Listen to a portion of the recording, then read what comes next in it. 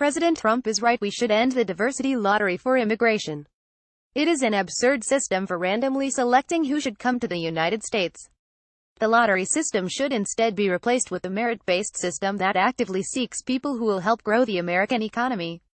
Instead of continuing liberal, politically correct immigration rules that emphasize what the left calls diversity, we need a system that focuses on an individual's merit, work and achievement. What a person can contribute to America should be more important when making immigration decisions than whether he or she fits some political science mantra of diversity. However, in light of the terrorist attacks in New York, Orlando, San Bernardino, Boston and elsewhere, closing the lottery loophole isn't enough. We need to take far more decisive steps in improving and securing our immigration system. First, we need to identify terrorists as enemy combatants. They should be thoroughly interrogated and a new law should be developed so that captured terrorists are not able to benefit from Miranda rights. As a matter of national security, we need to know who our enemies are and what threats they may pose. This overrides the legitimate principles for defending the innocent in traditional criminal cases. The Supreme Court has ruled that people who are arrested and questioned by police must be advised of their Miranda rights in order for police to use their statements as evidence. The minimal Miranda warning that police must read to an arrested person before questioning states you have the right to remain silent. Anything you say can and will be used against you in a court of law. You have the right to speak to an attorney, and to have an attorney present during any questioning.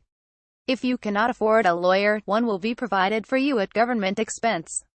As a matter of national security, we need to know who our enemies are and what threats they may pose. This overrides the legitimate principles for defending the innocent in traditional criminal cases. Take, for example, Tuesday's attack in New York City.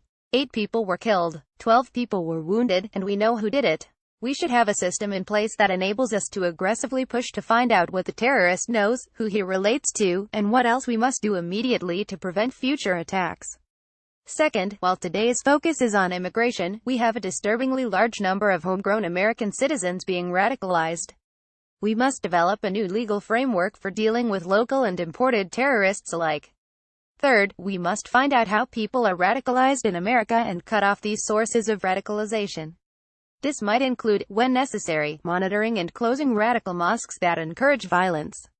This means police need to be able to proactively monitor potential terrorists, recruiters, and propagandists.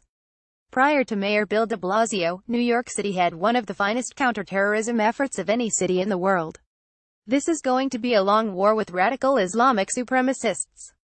Closing the immigration lottery system immediately is an important step, but we will need to do far more than this in order to be truly safe.